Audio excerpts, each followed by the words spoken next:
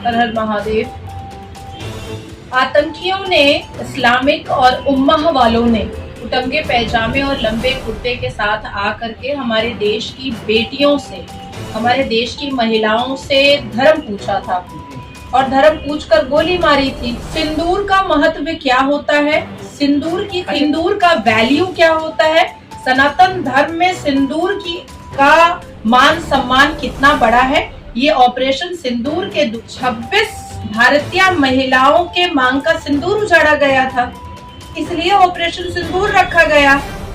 कोई कठमुल्ला आकर के ला इलाहा पढ़वाएगा और मेरी भारत की पुत्रियों का सिंदूर उजाड़ेगा तो उसका पूरा खतना तो करना पड़ेगा ना, उसको तो बताना पड़ेगा ना। सूफिया कुरैशी है और एयर कमांडेंट जो है वो दोनों का पोजीशन पूरे ऑपरेशन सिंदूर को लीड वही दोनों महिलाएं कर रही हैं। और तीसरी चीज है कि पाकिस्तान एक इस्लामिक देश है, सुन्नते रसूल वाला देश है, जहां बेटियों को और महिलाओं को बिस्तर का सामान और पैर की जूती समझा जाता है। मुझे लगता है कि आपको गेरवा गमछा नहीं ओढ़ना चाहिए।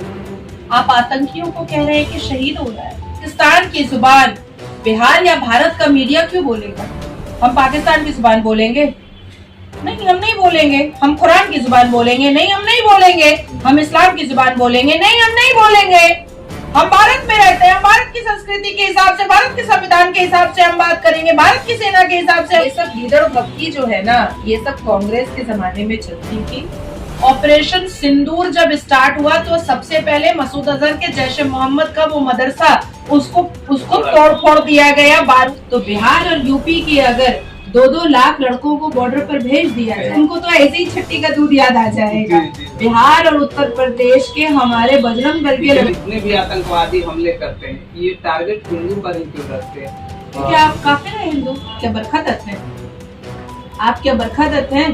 बरखदत 2.0 है क्या, जो मैं आपको बता दूं कि हम पीओके लेंगे, कि बलोच लेंगे, कि खैबर पख्तूनख्वा लेंगे, कि सिंध प्रोवांस लेंगे, हम पूरा पाकिस्तान लेंगे। हम पूरा पाकिस्तान। कांग्रेस की सरकार रहती तो कुछ नहीं होता। और पहलगाम हमले होने के बाद भी तो सरकार सेंट्रल में बीजेपी की है, तो अपनी एजेंसी तो अलर्ट रखती है, तो उसको कैसे चुप हुआ? बहुत अच्छा सवाल आपने किया है। सबसे उमर अब्दुल्ला और राहुल खान जो है वो चिल्लाने लगते हैं।